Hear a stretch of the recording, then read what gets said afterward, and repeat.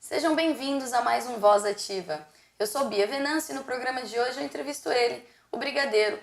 Ele é muito conhecido aqui na cidade e também é um ótimo empresário que administra vários postos aqui.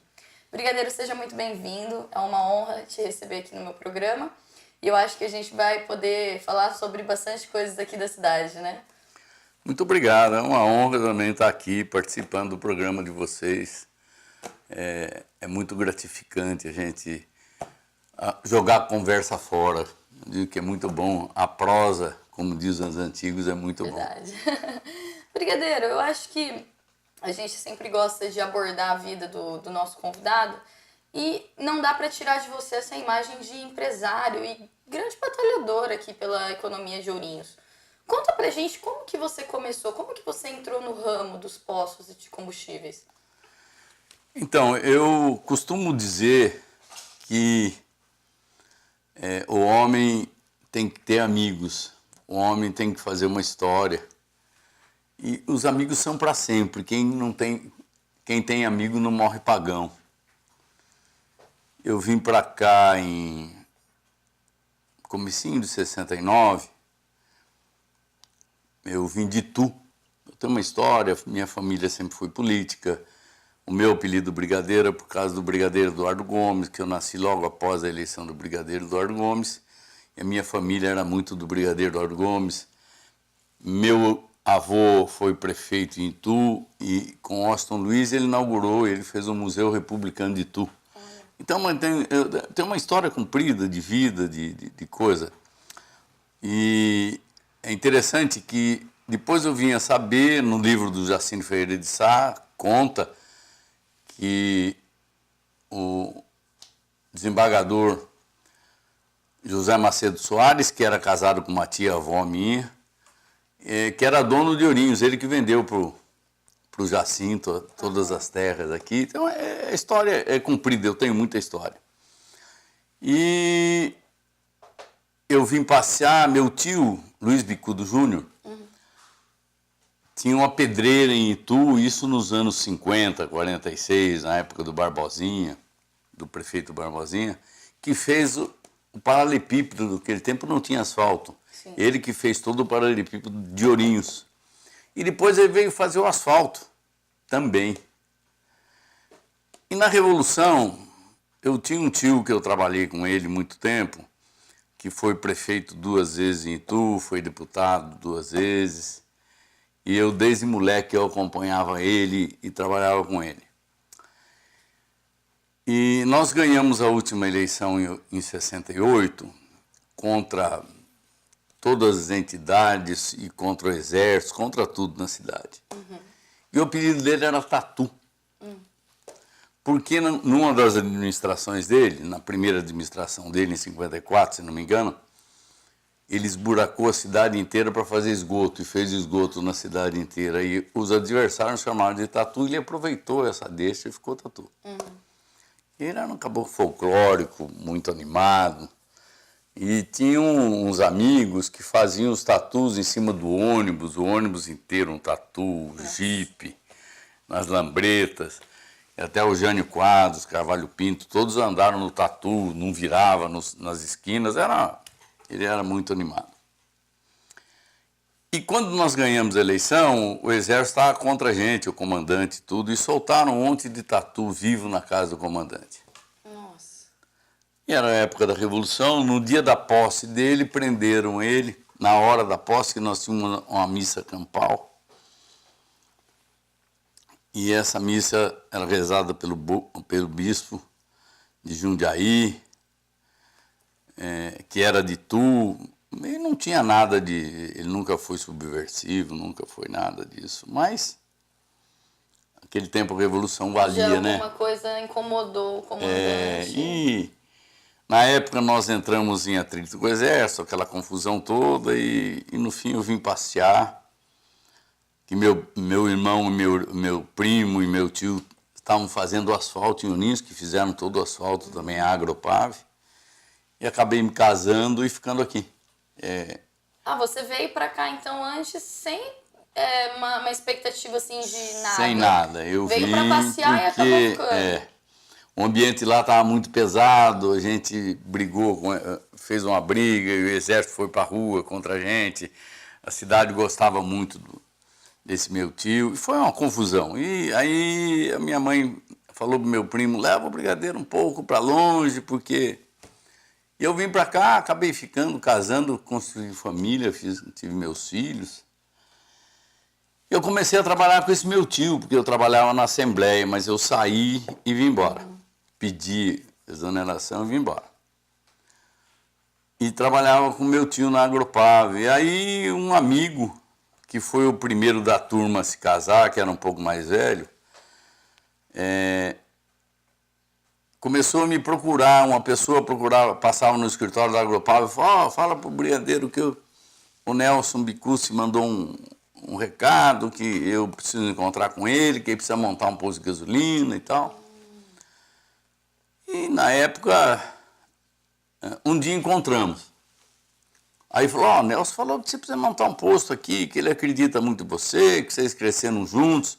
O pai desse Nelson Bicucci, até ele já é falecido. Tinha um ferro velho, a gente trabalhava, ajudava muito o pai dele no ferro velho, levava ferro velho, um caminhão velho que eles tinham para Piracicaba. Então a gente tinha uma história de amizade. Aí eu falei, aí ele morava em Bauru e eu peguei a minha esposa, e fui para Bauru passar um final de semana com eles, porque as crianças dele era uma família, nós todos, né, os amigos. Aí ele falou, vamos montar um posto. Eu falei, não tenho dinheiro, eu tenho um Fusquinha 68, ainda estou pagando. Ele falou, não, a companhia financia você o posto e tal. Será que dá certo? Não, eu acredito, nós trabalhamos muito juntos, você é muito trabalhador, vamos lá, sabe? E eu comecei a procurar um terreno e acabei encontrando na Vila Margarida um terreninho de 400 metros, era uma casa de madeira. Casei e fui morar na casa da sogra, que eu não tinha condição. E é aquele posto que hoje a gente encontra ali na 12. Na 12, tem 40. Aquele é o primeiro, então. Aquele é o primeiro. Caraca. E tinha uma casinha de madeira onde foi o Lopes de Jimenez também. Começou ali o Joel, que depois ficou meu amigo. Era o seu André Coty, que eu tenho até o recibo dele e tal. Nossa. Eu sou muito preservacionista, eu gosto muito de coisa antiga, de história, né? Sim. Então, aí nós compramos aquele terreno, fomos no Banco do Mercantil, era o Pires gerente, eu lembro até o nome dos amigos. E precisei fazer um papagaio de R$ 1.000 cruzeiros, não sei o que era, na época de sinal para o seu André. Seu André, eu acho que era um ex-combatente de guerra, difícil de mexer, coitado. E aí começamos a vida ali, não foi difícil, é uma vida de luta, já trabalhei bastante, graças a Deus.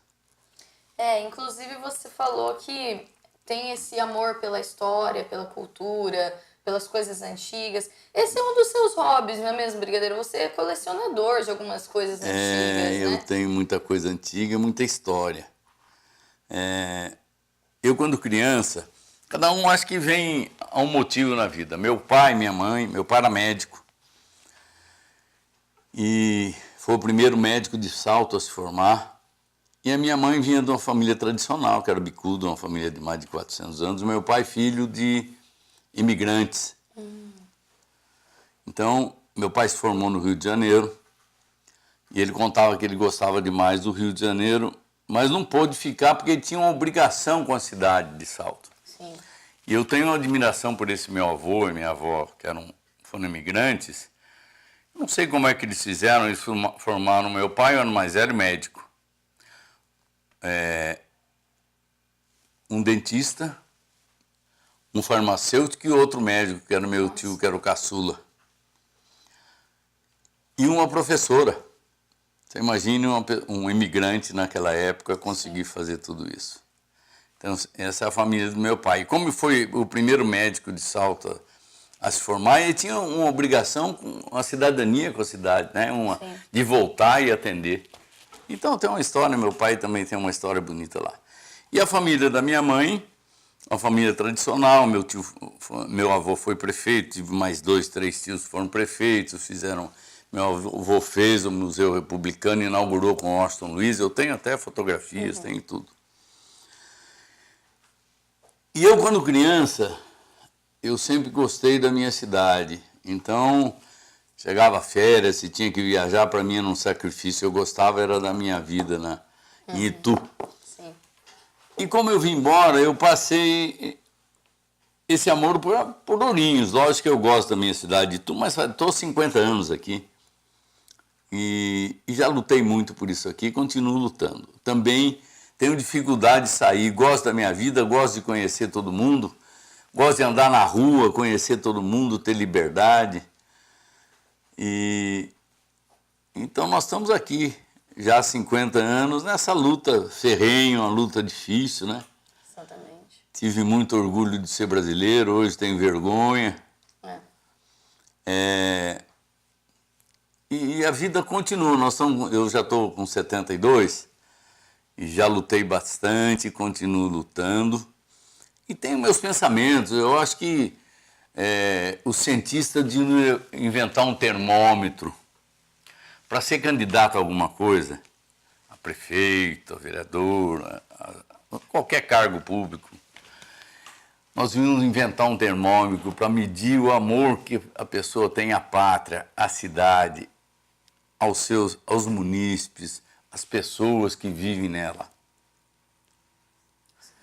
Porque eu fico abismado a facilidade com que todos eles sobem impostos nas cidades, não vou dar nomes e nem coisa, mas sem respeito ao cidadão. Que veja bem, não tem um país no mundo, eu acho, pelo que a gente lê, que arrecade tanto, que penalize tanto o seu cidadão com impostos. Sim. E o município, se tem o prefeito, o cidadão do município, os políticos municipais deviam proteger os seus munícipes, né? Com economias, com coisas sérias e evitando subir os nossos impostos. Porque nós já somos muito penalizados. Verdade? Sim. E nós estamos com uma dificuldade de vida nesse país muito grande. Então, eu gostaria que algum cientista inventasse um termômetro para saber se as pessoas, passar por um teste para saber se as pessoas podiam até ser candidatos. Exatamente. Porque hoje a gente vê cada um por si. É só interesse em si, não é na população, não é no povo, não é no cidadão. Exatamente. Brigadeiro, antes da gente mudar um pouco de assunto, a gente tem aqui no programa um quadro que é a Palavra do Pod. Eu escolho uma palavra e aí eu te faço uma pergunta relacionada ao tema. Sem problema. Olha só, que tema para cair, justo com você que é um crítico ferrenho à política brasileira. Corrupção, Brigadeiro. A gente está vivendo uma fase complicada no Brasil, né? E em todas as esferas a gente consegue encontrar um pouquinho de corrupção. Como que você, como empresário, enxerga essa fase que o Brasil está passando? Qual que seria a saída para tanta lama? Não sei. Eu tenho uma história de vida, eu fui a favor da Revolução. Depois briguei com a Revolução, saí da minha cidade por causa da Revolução. Mas nós brigamos na Constituição muito, eu era da UDR na época, junto com o companheiro Caiado, Rocco Alhato, nossos companheiros, e que segurou um pouco essa Constituição. Essa Constituição deu direitos e não deu deveres. A nossa Constituição é absurda. E nunca se mentiu tanto no Brasil contra o que se mente sobre a Revolução. Nós tínhamos homens sérios. Os nossos ex-presidentes da República morreram com aposentadoria que eles tinham do exército. Morreu tudo pobre. Todos eles precisaram vender o que tinham para terminar a vida. E hoje nós temos, todos têm aposentadoria, tem 5, 6 segurança, fica 1 milhão por mês para nossa população. Agora, é um desrespeito, onde um salário mínimo é R$1.000, ou 900 e não chega a R$1.000, e esse povo vive nababescamente às custas da população. Eu tenho na minha empresa, porque eu venho de uma época que era bonito ser brasileiro, que nós lutávamos por um país justo e um país sério. Então tem lá em todas as minhas empresas orgulho de ser oriense, orgulho de ser brasileiro. Hoje eu tenho vergonha, né? Olha o Supremo. Eu não sei se o Supremo é pior do que o Legislativo ou o Legislativo é pior do que o Supremo. Olha as mudanças repentinas. Hoje tiraram o processo da mão do Moro. Isso é um absurdo. Nosso país está completamente à deriva. E o que aconteceu em 64, na Revolução, que eles mentem muito, a esquerda só sabe mentir, porque a esquerda, eu penso assim, trabalha pouco e quer dividir o que você ganhou que você trabalhando.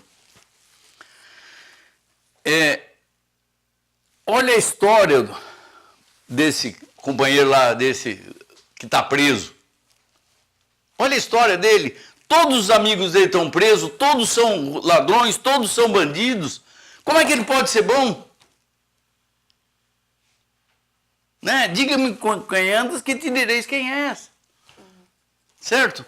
Eu não tenho nada contra ninguém, eu sou a favor do meu país, eu sou a favor da minha cidade, eu sou a favor do cidadão. Eu tenho uma história de vida que eu sempre lutei por isso. Né? E continuo lutando, já devia ter parado, mas eu não sei parar. Quero ver se eu diminuo essa intensidade, essa luta. E eu falo sempre ao brasileiro, ao cidadão comum, nós precisamos acordar indignados. Nós precisamos nos indignar com as coisas ruins que acontecem. Nós não podemos ficar calados. Porque as coisas, o nosso país está completamente à deriva.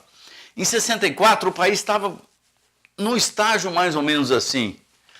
E foi o povo, foi a igreja, foi maçonaria, todos os órgãos, todas as instituições pediram ao exército, o exército assumia o país.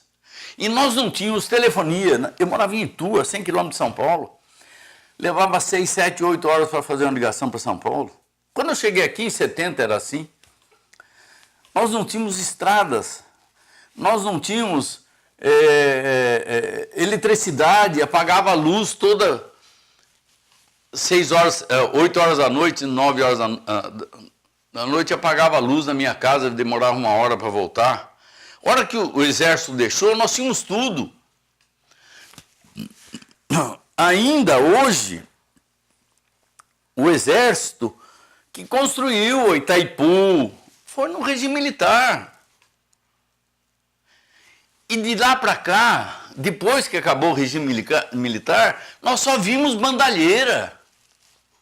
Nós não temos nada de bom, nós não temos uma história horrível. E a história está se repetindo. Eles fizeram um jeito de dar o dinheiro nosso para os políticos que estão lá, os corruptos, gastarem para se reeleger. Verdade. Né? Então, eu não tenho receita. Gostaria de ter. Mas eu sonho com alguém sério, eu sonho com um regime sério. Alguém que faça uma política agrícola duradoura. Não todo ano fazer política, porque eu vou liberar o dinheiro para a agricultura. Quem paga a conta desse país e põe a comida na mesa do brasileiro e do resto do mundo é a agricultura brasileira, meu Deus. Sim. Eu sempre falei que se nós tivermos um presidente da República que acorde de manhã, fale 5 minutos sobre agricultura, que sonhem com a nossa agricultura, nós seremos o maior e o melhor país do mundo. O que nós recolhemos de impostos, dava para, se não roubassem, nós teríamos o melhor país do mundo. Mas tudo que se vai mexer nesse país roubaram.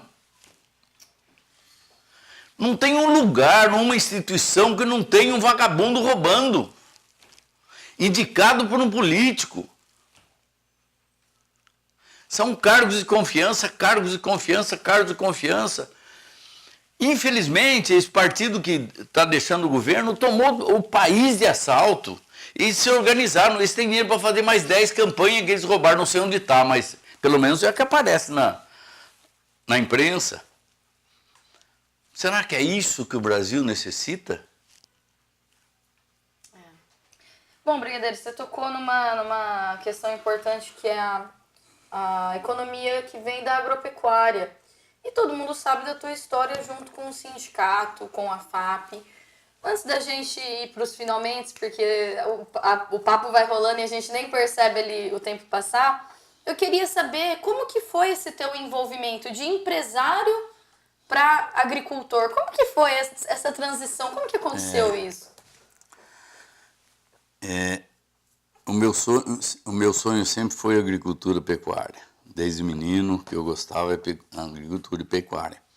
E a minha família do meu pai, da minha mãe, veio da agricultura e pecuária. Mas na minha vez, eu não herdei nada. Então eu precisei constituir, eu precisei fazer a minha vida. E eu tive uma chácara aqui no aeroporto durante 26 anos que eu tirei leite e tal.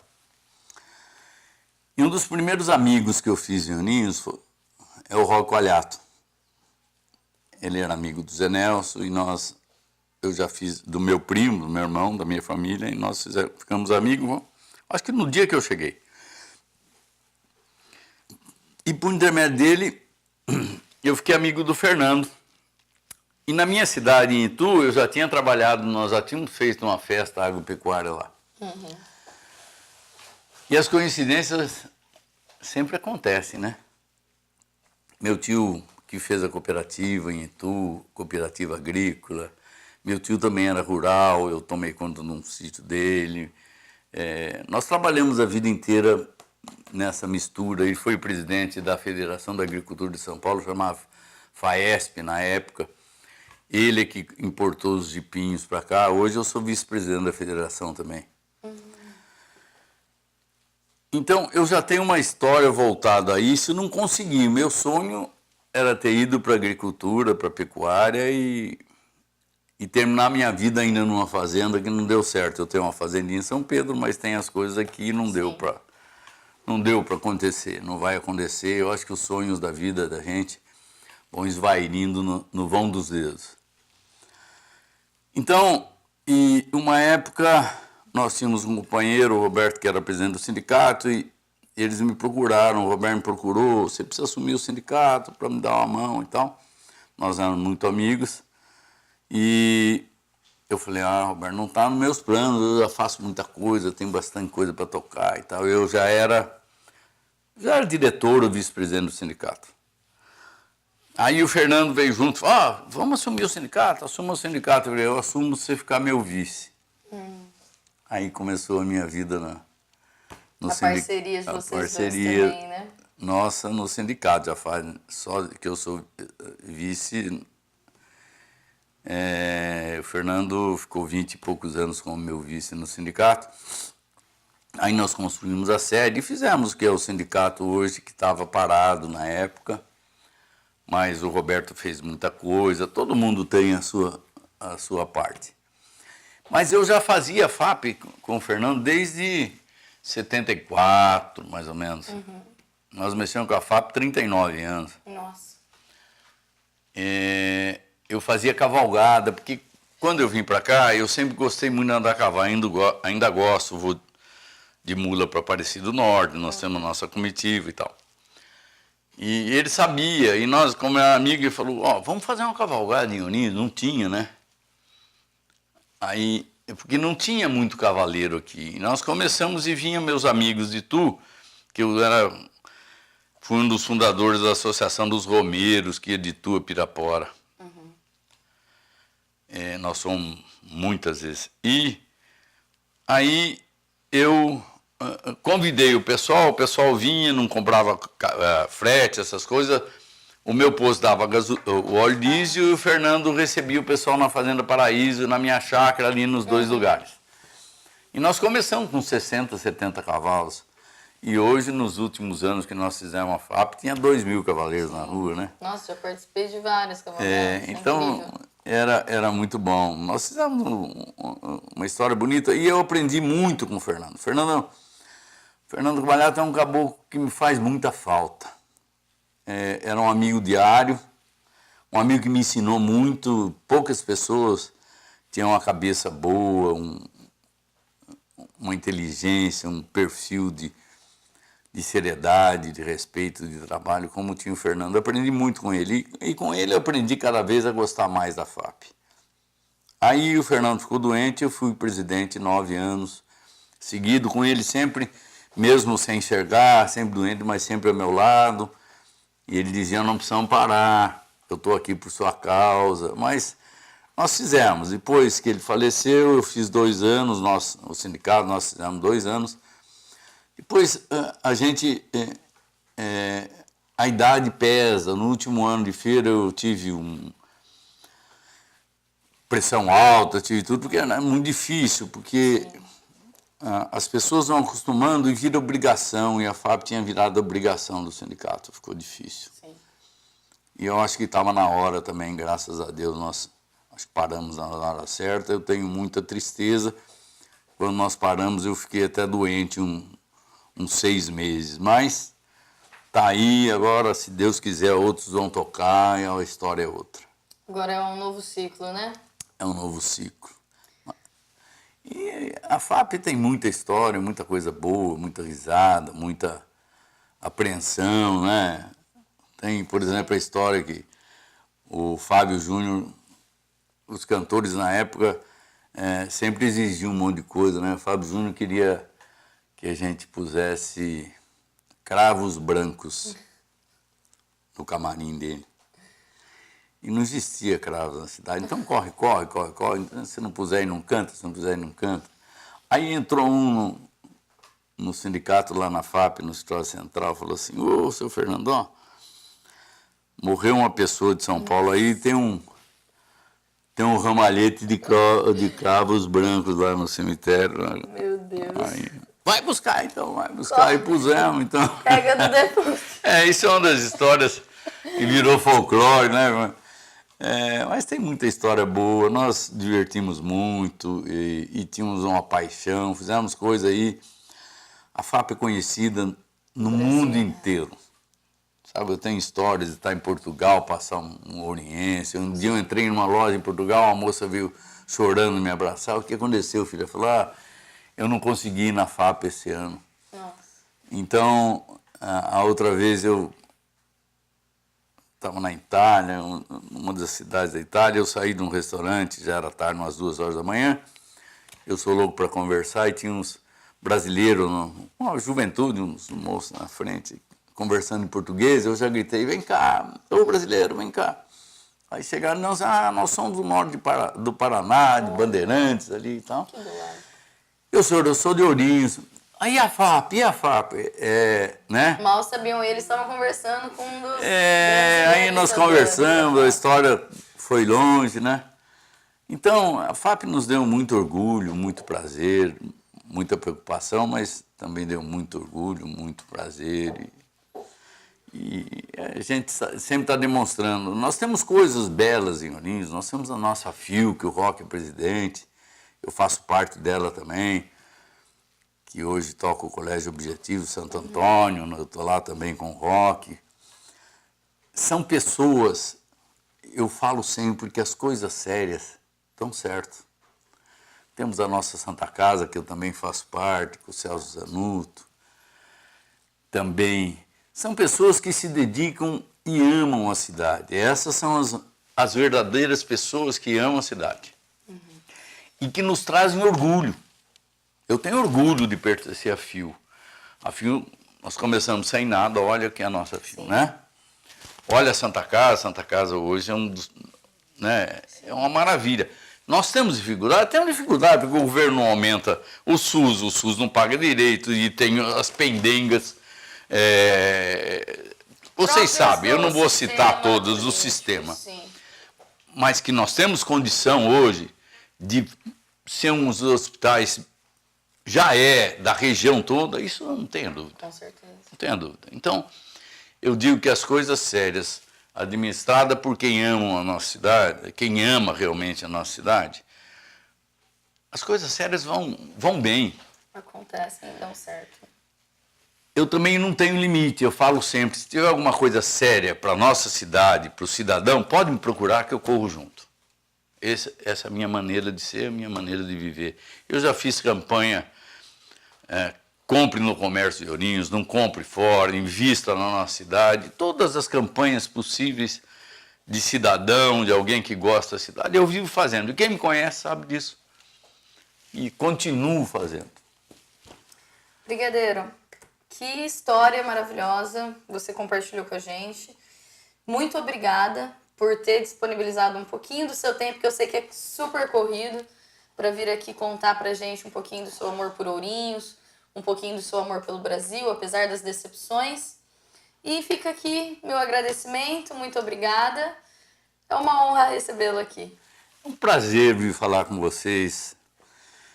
E eu falo sempre, olha, eu tenho muita coisa do sindicato para fazer, para falar, para contar do nosso sindicato. Nós temos muitas ações pelo sindicato, inclusive mais de 12.500 pessoas já passaram pelos cursos do Senar, FAESP, sindicato.